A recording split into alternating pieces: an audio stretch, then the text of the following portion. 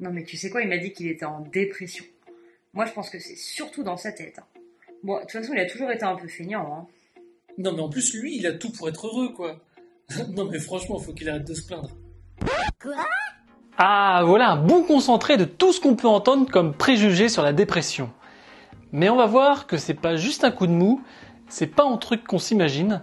La dépression, c'est une vraie maladie. Et je peux même vous dire qu'un jour, vous risquez de connaître ça. Moi, vous?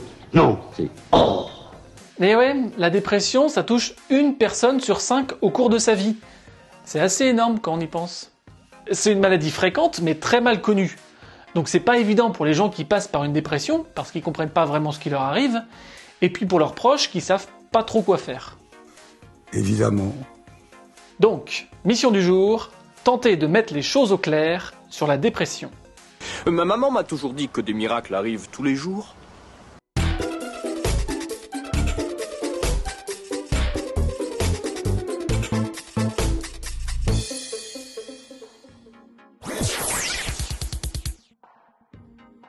Dans la vie de tous les jours, notre humeur varie entre la joie et la tristesse. On a des moments plus heureux que d'autres, mais globalement, notre humeur est assez stable. À certaines périodes de la vie, on peut avoir des coups durs, après un licenciement, une séparation ou un déménagement par exemple. L'humeur est alors plutôt triste, mais après un certain temps, on encaisse le choc, on trouve un nouvel équilibre, et l'humeur revient à son état habituel. Ça, c'est ce qu'on appelle parfois les périodes de déprime ou de passage à vide.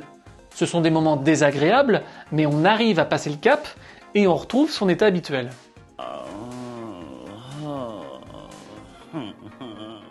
Mais dans une dépression, l'humeur chute et on se trouve incapable de remonter la pente. On reste coincé dans cette tristesse et il y a d'autres symptômes qui vont s'ajouter à ça. La dépression peut prendre plusieurs formes, et on ne verra pas les mêmes symptômes chez un adulte, un adolescent ou un enfant. Oui, la dépression, c'est une maladie qui peut aussi toucher les enfants. Pour faire simple, on va présenter les principaux symptômes de la dépression, et on va les classer en 3 catégories. Mais ça ne sera pas exhaustif. Mais faut regarder la vie du beau côté, hein. Non, ça c'est pas une phrase à dire. Comme on l'a dit, pendant une dépression, on est coincé dans la tristesse. Et c'est pas juste le coup de blues du dimanche soir. Là, c'est une tristesse qui dure et qui est tellement intense qu'on parle de douleur morale. Et une tristesse quasi permanente qu'on ressent dès le matin quand on se réveille. On peut avoir des crises de pleurs ou des accès de colère, et puis on se trouve nul. Donc on se dit qu'on n'arrivera à rien, donc on a envie de rien, on ne fait rien, et on se trouve nul. Cette tristesse, elle donne aussi une vision assez sombre du monde. On ne voit que les problèmes et on n'arrive pas à penser à autre chose. Donc quoi qu'on fasse, les problèmes restent dans la tête. Une tristesse intense, quasi permanente, une vision pessimiste de soi et du monde, ça, c'est les premiers éléments de la maladie. Et c'est déjà pas mal. Mais la dépression, c'est pas que ça. T'as qu'à te secouer, ça ira mieux. Non, ça c'est pas une phrase à dire. La dépression, ça met le cerveau au ralenti. On se réveille avec la tête dans le brouillard, les idées qui ont du mal à s'enchaîner entre elles, un peu comme quand on se réveille le matin après avoir fait la fête, sauf que là, c'est tous les jours, et ça dure quasiment toute la journée. J'en peux plus. J'en peux plus. Oh. On est fatigué, on a du mal à sortir du brouillard, donc pour prendre des décisions, pour travailler, c'est la galère. Parfois, on a du mal à trouver l'énergie juste pour s'habiller et pour sortir. Quoi? Ne me dis pas que tu as passé ta journée devant la télé. Non, si tu veux tout savoir, je me suis levée, j'ai enfilé mes pantoufles, j'ai traversé la rue, je suis entrée chez toi et je t'ai piqué de la bière. Un cerveau endormi, avec des idées au ralenti, voilà une autre facette de la dépression, et c'est pas fini.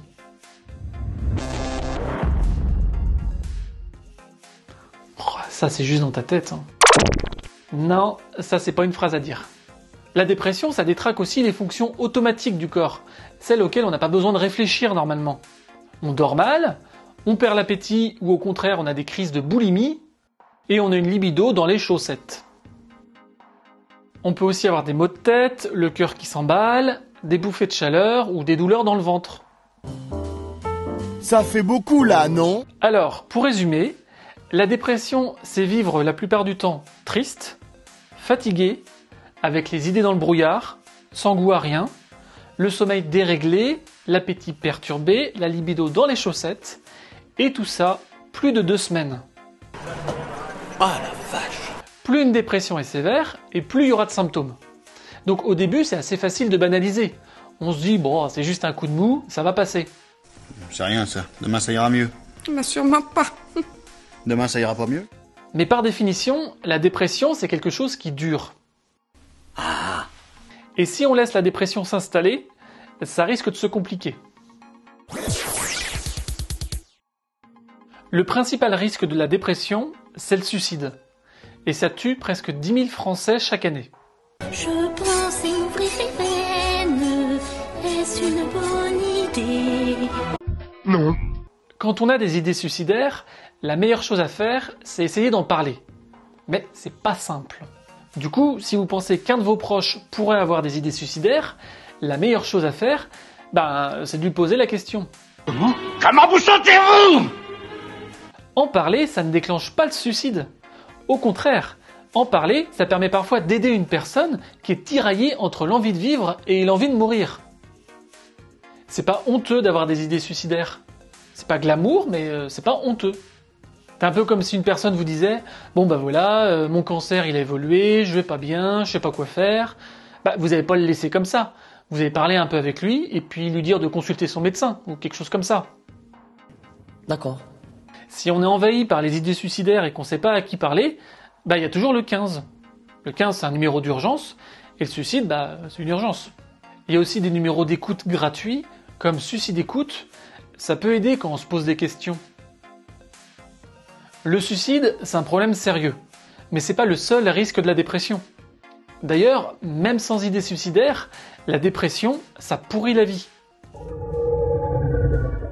Pour tenter de se sortir de cet état qui n'est pas très agréable, c'est moins qu'on puisse dire, certaines personnes vont utiliser le tabac, l'alcool ou d'autres drogues qui vont leur apporter un soulagement temporaire. Ça permet parfois de diminuer les angoisses, d'éviter de péter les plombs, mais sur le long terme, ça va aggraver les problèmes. Un petit peu beaucoup? Un petit peu beaucoup, mais pas trop. Un petit peu trop beaucoup. Pour d'autres personnes, la solution à court terme, ça va être le chocolat ou la glace Häagen-Dazs.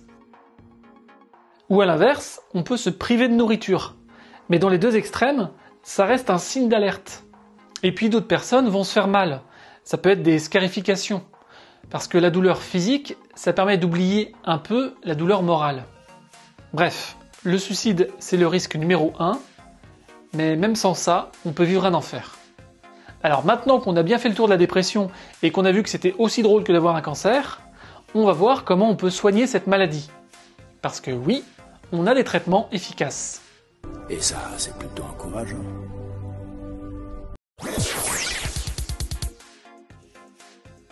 Pour soigner la dépression, on a plusieurs moyens qu'on peut combiner entre eux.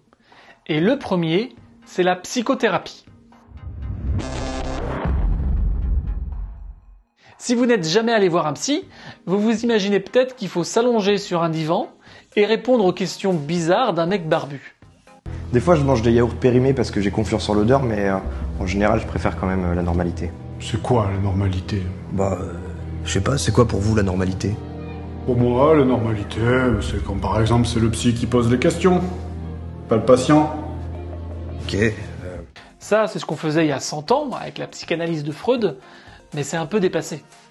Une psychothérapie, ça se fait avec un médecin ou un psychologue qui discute avec vous et qui vous aide à comprendre ce qui se passe. C'est pas comme parler avec ses amis. Là, il y a un vrai professionnel qui vous écoute sans vous juger et qui est là pour vous aider à diminuer vos symptômes. L'idée, c'est pas juste de vider son sac, c'est aussi d'être soutenu, de remettre de l'ordre dans ses pensées et de comprendre ce qu'on peut faire pour aller mieux. Est-ce que tout ça est réel? Ou est-ce que ça se passe dans ma tête? Bien sûr que ça se passe dans ta tête, Harry. Pourquoi ça signifierait que ce n'est pas réel? Si on imagine que la dépression, c'est comme être perdu, la psychothérapie, c'est la carte qui nous dit où on est et où on peut aller pour s'en sortir. Je suis la carte, si tu dois trouver ton chemin, je peux t'aider, écoute-moi bien, je suis la carte.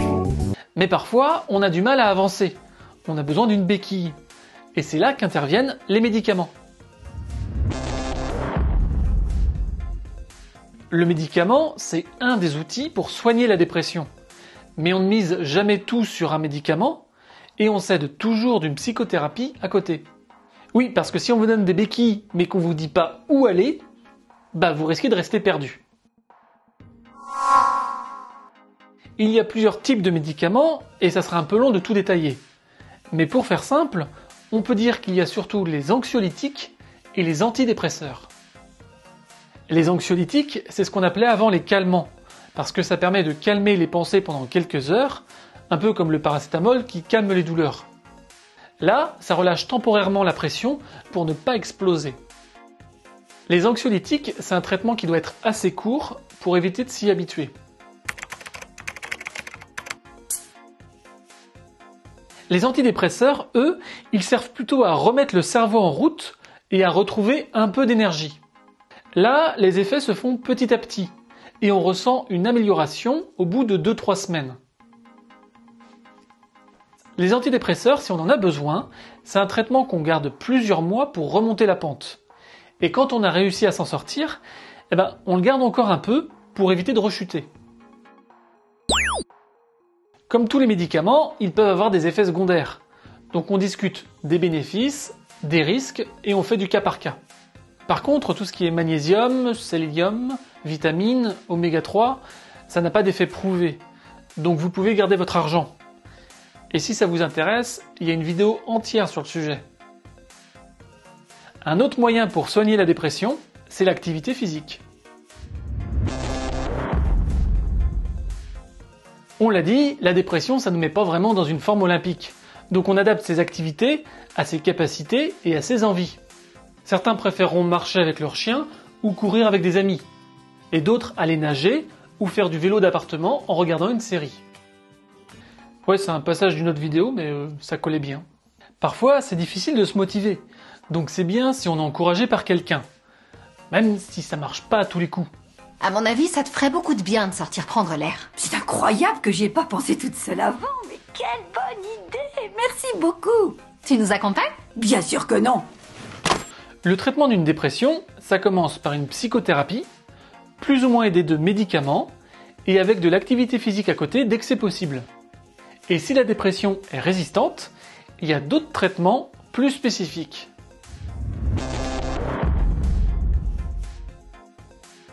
Alors non, on va pas parler des magnétiseurs. Le cerveau est constitué de neurones qui communiquent entre eux par des petits courants électriques. Et dans une dépression, ces connexions ne fonctionnent plus comme d'habitude. En utilisant une stimulation électrique ou magnétique, on peut modifier ces connexions neuronales. Nom de Zeus! À l'origine, on a remarqué que les gens qui avaient une dépression et une épilepsie semblaient mieux s'en sortir. On a donc essayé de reproduire des crises d'épilepsie par différents moyens. L'idée était bonne, mais la méthode était assez violente. C'est ce qu'on peut voir dans Vol au-dessus d'un nid de coucou, un film qui a marqué les esprits et qui a laissé une très mauvaise image de ce traitement. Aujourd'hui, la technique s'est améliorée. On appelle ça l'électroconvulsivothérapie, ECT, ou la sismothérapie. Maintenant, ça se fait sous anesthésie générale. Ça permet d'éviter la douleur et les convulsions, c'est quand même plus confortable. Et c'est un vrai traitement qui se fait à l'hôpital et qui peut donner des résultats spectaculaires, notamment dans les dépressions sévères et résistantes. Alors, à côté de ça, il y a d'autres traitements sur lesquels on fait des recherches. La stimulation magnétique transcrânienne, la stimulation cérébrale profonde, la stimulation transcrânienne par courant continu, bref, autant de pistes intéressantes pour de futurs traitements. Maintenant qu'on a vu les symptômes et les traitements de cette maladie, on va toucher un mot sur les causes. Mais pourquoi t'es venu ici, chez moi et pas ailleurs? On n'a pas de théorie définitive pour expliquer l'origine des dépressions. Mais on pense qu'il y a une part génétique et une part liée aux événements de vie, comme les traumatismes répétés, qui pourraient modifier le développement du cerveau. Alors ça, c'est injuste. C'est vraiment trop injuste. Quoi qu'il en soit, le fonctionnement du cerveau va être déréglé et ça va se voir concrètement. Du côté des neurotransmetteurs, par exemple, c'est la sérotonine qui va être produite en plus petite quantité. Et ça va perturber les communications neuronales. Et si on regarde le cerveau, on remarque que plusieurs zones vont moins bien fonctionner, comme le cortex préfrontal qui nous aide à prendre des décisions, et l'hippocampe qui s'occupe de la mémoire, ce qui explique bien les symptômes dont on a parlé. Bref, si on veut résumer, la dépression c'est une maladie dont on ne connaît pas exactement les causes, mais on voit que ça modifie concrètement le fonctionnement du cerveau. C'est une vraie maladie. La dépression, c'est une maladie assez stigmatisante et il y a des clichés qui ont la vie dure. Non mais la dépression c'est un truc d'alcoolique. Cliché! Sa dépression c'est juste un prétexte pour se mettre en arrêt. Cliché! Elle dit qu'elle a une dépression mais en fait elle est juste relou. Cliché! Non mais si t'as pas d'idée suicidaire, t'es pas vraiment dépressif. Cliché! Tout ceci est un ramassis de conneries. Le problème c'est que ce genre de cliché, ça empêche certaines personnes de se soigner. Non, il ne souffre pas. Il a l'impression de souffrir. C'est psychique, c'est psychique. On a le droit d'être malade, on a aussi le droit d'être soigné, mais il faut pouvoir s'en rendre compte. Et on va le répéter, ça arrivera à 1 personne sur 5 au cours de sa vie. Donc autant comprendre à peu près ce qui se passe et ce qu'on peut faire. Voilà, on a fait un bon résumé de la dépression, mais on aurait pu parler encore de plein de choses. Les troubles bipolaires, le syndrome post-traumatique, le burn-out, la dépression du postpartum, les techniques de relaxation, l'ASMR. Oui, il y a des gens que ça détend d'entendre un petit micro comme ça. Si vous voulez creuser le sujet, je vous mets d'autres liens dans la description vers des vidéos que je trouve intéressantes. Je vous mets aussi une vidéo de Serge Marquis que j'adore. Bon, faut se caler 1 heure pour la regarder, mais elle est vraiment sympa. Ça ressemble presque à un one-man show. Son titre, c'est Du plaisir et du sens dans la vie de tous les jours. Moi, je trouve que c'est un objectif plutôt sympa. Merci aussi au docteur Bruno Rocher pour sa relecture du script, pour ses chemises et pour ses airs de guitare qui égayent mon Twitter.